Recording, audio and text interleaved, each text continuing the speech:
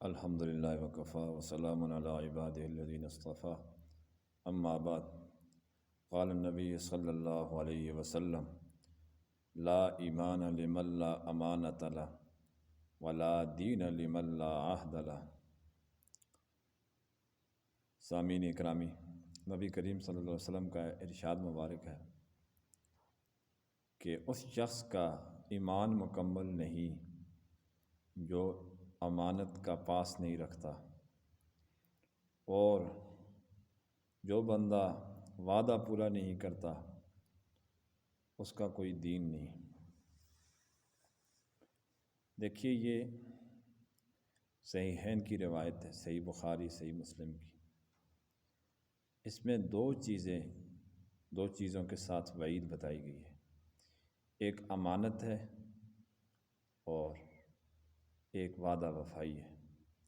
جو بندہ امانت کا پاس رکھتا ہے وہ مکمل ایماندار آدمی کہلاتا ہے، اور جو بندہ وعدہ پورا کرتا ہے تو وہ پورا دیندار کہلاتا ہے۔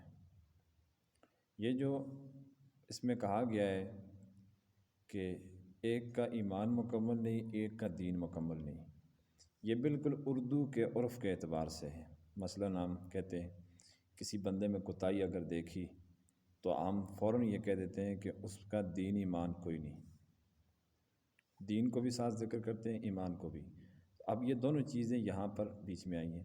مطلب اس کا یہ ہے کہ دونوں کا ایمان ادھورا ہے، دونوں کا دین بھی ادھورا ہے۔ اس کا یہ مطلب نہیں کہ اس کو معاذ اللہ کافر کہا جائے،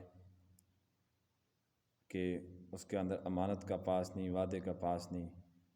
اسلام سے اس کو خارج نہیں کیا جا سکتا، بلکہ مومن ہی کہلائے گا، مسلمان کہلائے گا، لیکن اعلیٰ درجے کا مسلمان نہیں ہوگا، ادھورا مسلمان ہوگا۔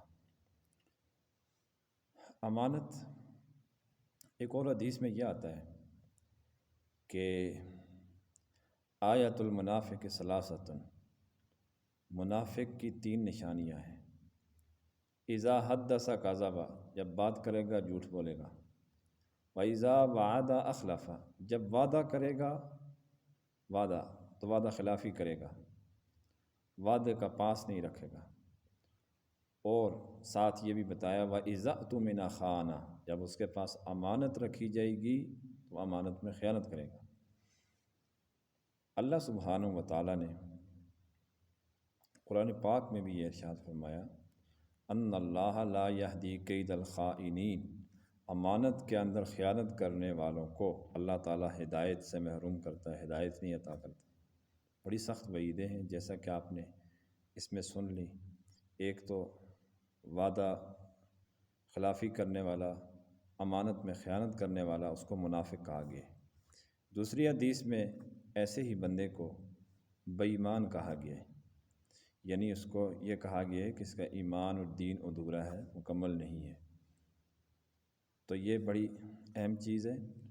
سورۃ بنی اسرائیل، اسی طرح سورۃ انعام کی آخری آیات، اس میں اللہ تعالیٰ نے فرمایا ہے وَأَوْفُوا بِالْعَهْدِ إِنَّ الْعَهْدَ كَانَ مَسْئُولًا، اپنا وعدہ پورا کر کے آنا، وعدے کے بارے میں قیامت کے روز باز پرس ہوگی۔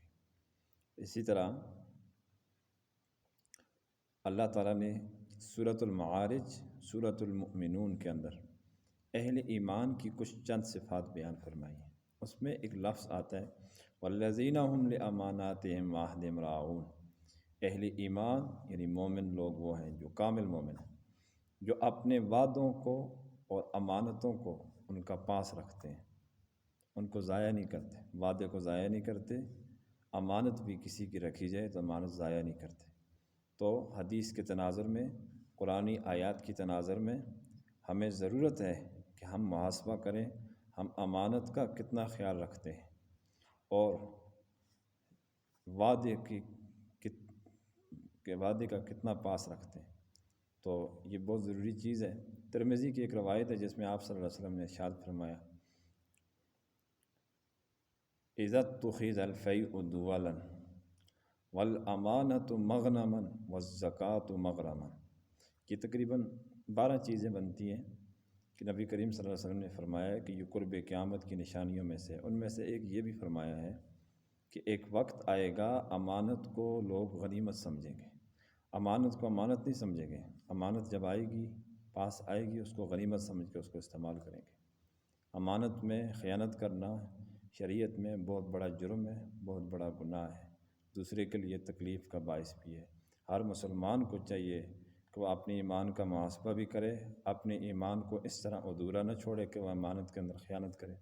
اللہ تعالیٰ ہم سب کو ان احادیث اور قرآنی آیات کے اوپر عمل پیرا ہونے کی توفیق عطا فرمائے۔ وآخر دعوانا الحمد للہ رب العالمین۔